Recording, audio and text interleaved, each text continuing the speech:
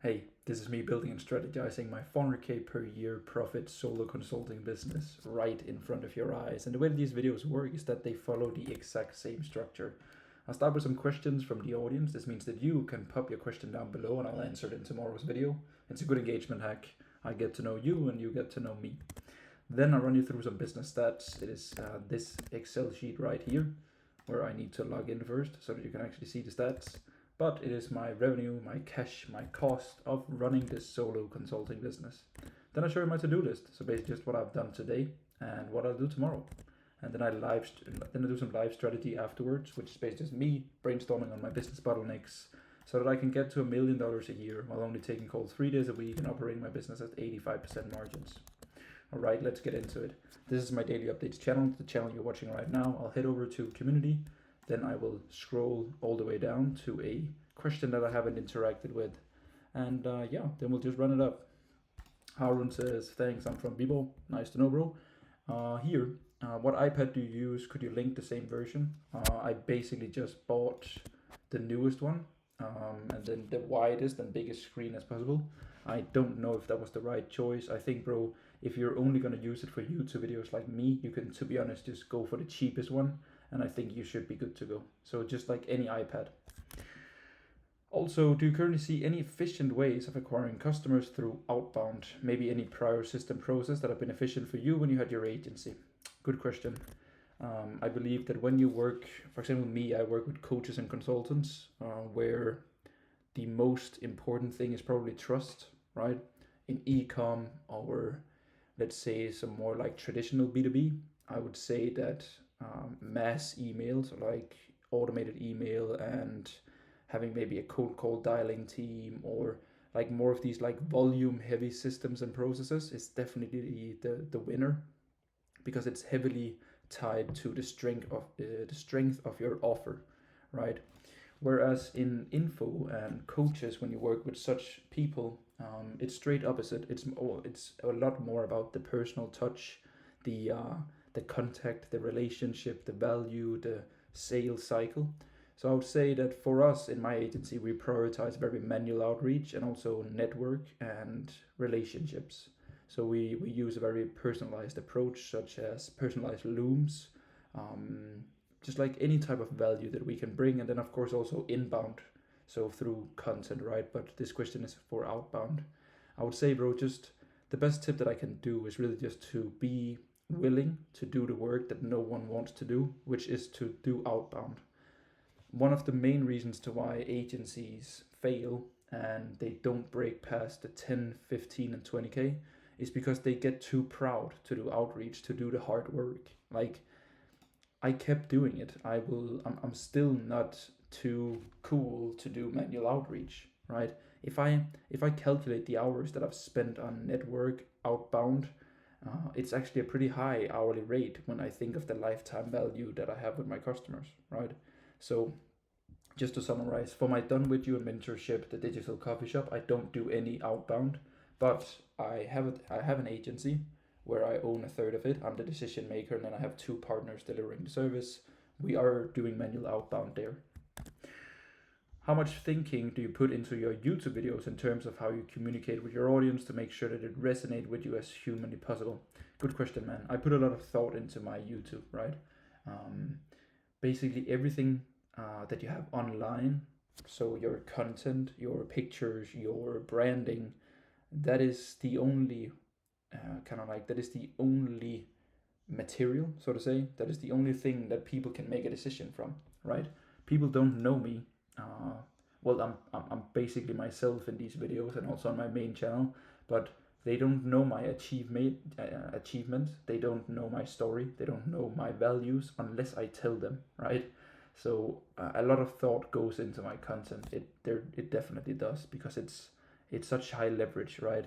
For example, if you've watched my digital coffee shop video, it almost has 90,000 views, right? I created something once that has been watched by 90,000 people that now has an opinion about me, like how smart I am, how well they like the model, how good I am at articulating myself, the promises that I make, the expectations that I set. So like it's extremely important, and I take it very seriously. But so very good question, bro. I hope it helped. I feel you, dude. Gary Vee seems like he could deal some damage. Facts, bro.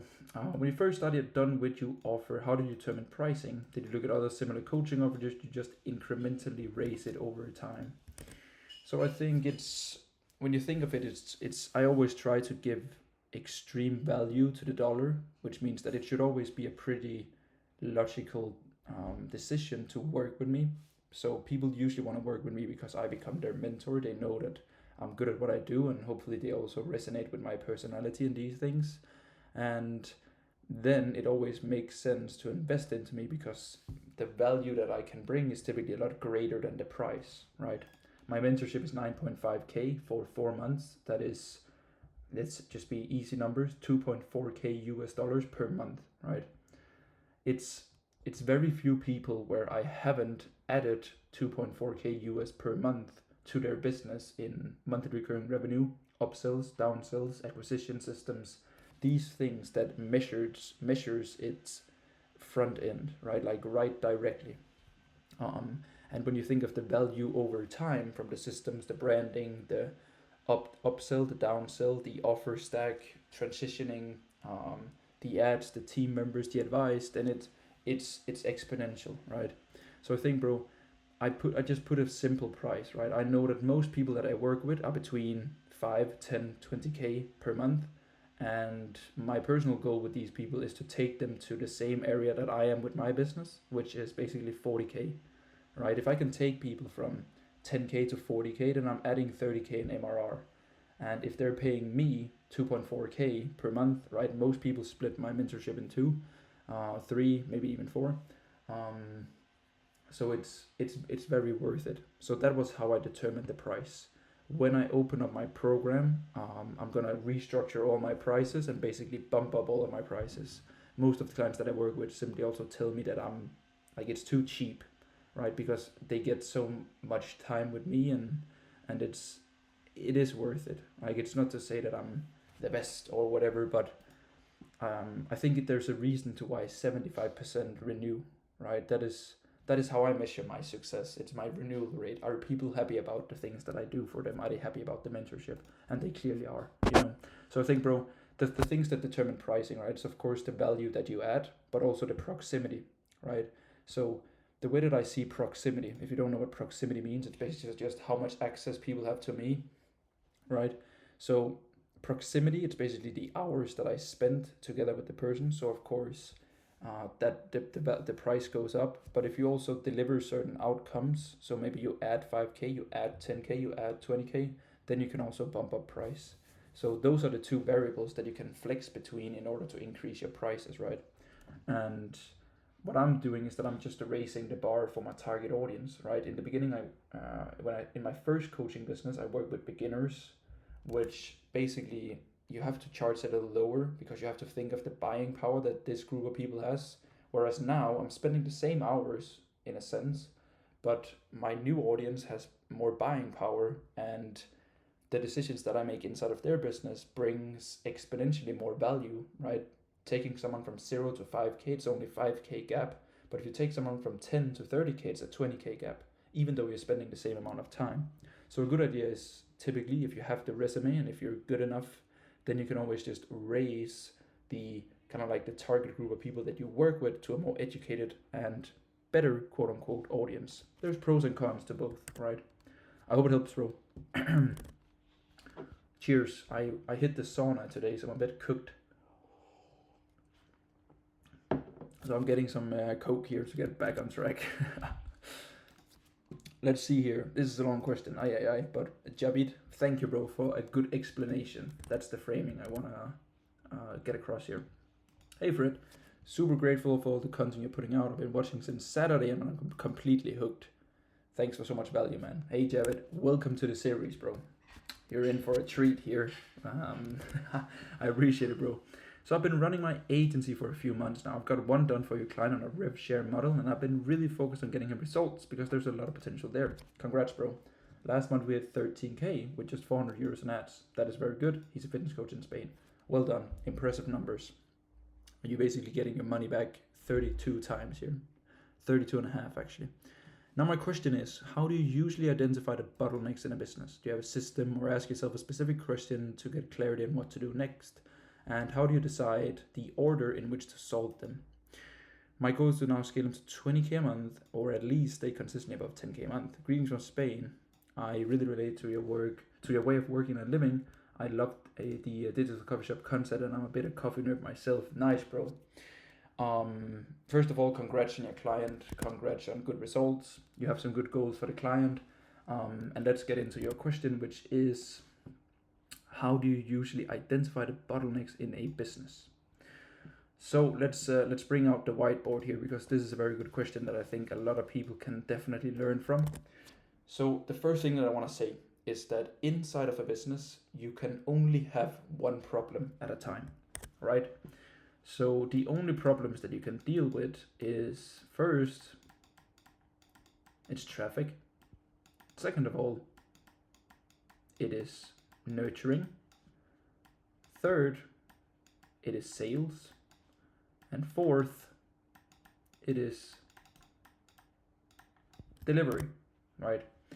You can even argue that nurturing shouldn't be a category for itself, but I've personally added it to this list because I know how important content is in a sales cycle of a product that is cheap, that is more expensive than 500 euros, maybe even more, or maybe even less, right? You can see an ad for a hoodie for 150 bucks and you can buy it, but coaching and consulting and like everything that is above 500 euros, thought process goes into it, right? So the better the nurture, good marketing, easy sales, shitty marketing, hard sales. Let's get back to this thing. So these are the only 4 things that you can struggle with, and you can only struggle. Let me see here. Are we cooked? Am I lagging? We're back, right? Oh, I thought the recording cut. Ay. Well, I'm sorry, Javid. These are the only 4 areas of an info business that can break, right? And you can only have one problem at a time. But if we think of it, there goes a lot of different things into these different categories, right? In sales, right? There is show up. There is of course the closing rate, right? And I even analyzed so many of my calls for my team back when I had a sales team that I was like, we lose the sale in the pitch because the pitch is not good enough, or we lose the sale in the discovery phase of the call because we're not digging deep enough in the questions, or we're losing the call in objections because we're not handling them well enough, right? I'm not gonna overcomplicate this. So bro, when I consult my clients and they ask me, Fred, should we spend more on ads, right? And the numbers are looking healthy. I set specific KPIs for my clients where I'm like, this is healthy and we can push the speeder, or this is not healthy, we need to fix something. And when they ask me, Fred, should I spend more on ads? I always say, can you handle more clients in the delivery? Yes. Can your team, so sales team, appointment setting team, can they handle more leads, basically? Yes. And basically overall, do we have money to spend? Probably yes, right? So if we can have the capacity to serve them and the sales team has capacity to convert the lead, then we spend more money, right? So that was basically how you fix traffic, right? Can we handle more traffic into the business? And let's say that the nurturing process is good, right? The closing rate is healthy and clients are happy. Then we just need more input into the machine, right? Then we have nurture. Are we getting traffic? We are, right? We bumped up ad spend, maybe we increased organic content, but our sales closing rate is not that good and our show up rate is not that high, all right? We have a really good closer or salesperson, or we're doing good numbers in sales, but it seems like people are not showing up, or they're not warm, they don't know what we're selling, right? Then we need to fix nurture. So nurture, we fix that basically by having better content foundations, resources, pin post, VSL, training videos, transformations, stories, polls, day-to-day life, YouTube channel, all of these things, right? So when the ads are running, we got good organic content, we got an amazing profile with good content foundations, good resources, good stories, etc. Then it's about sales, right? Maybe the closing rate isn't high enough. Maybe we struggle with converting people in the objection handling phase, whatever it might be. Maybe it has to do something with the closer. Maybe it has to do with something with the offer. Maybe it has to do something with the pricing and the time frame that is not fitting with the market. So then we need to fix sales, right? And that's how you do it. Or like you train your team, you maybe hire another closer, you take some calls yourself to get a good understanding, you look at market and compare your own price, offer, deliverables, time frame, and then you make a decision, all right? And then the last thing is delivery. Are clients happy? Are clients referring other people to the program?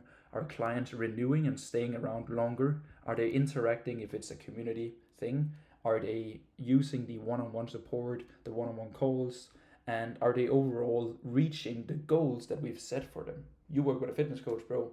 Maybe it's weight loss, maybe it's gain muscle. Are these people losing weight? Are they gaining muscle? Are they getting a good service? All right. And you can only struggle with one of these at a time, bro. I promise you. So that's my challenge to you, to see where it breaks. It's a pretty good thought process, and I like it, bro. So I hope it helps your thought process too. So I don't really have a system or these things, but I ask myself that question of like, where is this business breaking? And then I look at the numbers, right? Sometimes I have a gut feeling, but most of the time I try to make my decisions based off numbers. Because I've maybe looked at more than 1,000 coaching and info businesses over the last 3 years, so I can pretty quickly determine where it breaks. All right. Yeah, we have to wait with these questions today because we're almost at 20 minutes here, and we need to also do business stats, and I need to get home to my girlfriend's parents so that I can get some food, because I have a dinner appointment there. All right, people. Yeah, business stats. Let's run it. So this sheet, we scroll down. I basically just duplicate here, and I'll make sure to zoom in so that you can actually see something. There we go. So let's head over to my, I like that comment, yeah. So let's head over to my daily updates channel here. We have 225, and then we will switch to my main channel where we got 6328. 6328. And then my Instagram, we have 21044. And here we have 225. All right. Revenue yesterday. So yesterday we did 1,600 on WAP. It was an agency client, so I only get a third of it. So if we take 16 and divide it by 3, it is 5. We'll say 32 because it was slightly less. 532. And then I also got a bank transfer of $1,000. So it is 1532 and 1532. The 1K on bank transfer was an old split pay from a one-time offer I did back in February. So it was a long time no see, but the guy went through and paid it. So shout out to him. Cost, I paid my videographer from Spain yesterday. He helped me with shooting 2 YouTube videos. So of course he sent me the invoice. So of course I paid it. So yeah, basically for June so far, we're at 10K in cash. We are at 863 in costs, and we've done 24,000 US in revenue. So that's all right, I guess. So that's business stats for you. To-do list, I'll show you what I did today, basically. Here's what I did today. I did some convo reviews for a client. I set some 2025 rest of year goals, and basically just my game plan for when I open up my program. I just needed like a bit of an overview. I answered all clients. I basically set up ManyChat. I set up Google Workspace because I need a Google Workspace for the digital coffee shop domain, so that I can start Kit, so that I can start my email newsletter, and then I need a ManyChat to connect with the email newsletter. But I can't set up my email thing yet because I had to get in contact with a freelancer who can help me set up with email, DNS, and all of these things. So that's what I did today. I have a few more points that I need to get done before going to bed. But yeah, it's nothing too crazy. So that is what I did today. And then I had calls. I basically had 6 one-on-one calls with my clients. It was amazing. All of them are doing well. It's a blessing, to be honest. For strategy, nothing too crazy today. We did 17 minutes of Q&A, and I figured that was well needed, and we didn't even make it through all questions. So keep asking your questions. If the questions pile up over time, then I'll just do one big Q&A to get back on track. So don't keep yourself back from asking questions. I'm more than happy to answer them. That is it for today. I really appreciate you following along in this series. I wish you the best of luck with your business. I hope you crush it, and then we'll see each other tomorrow. Business as usual.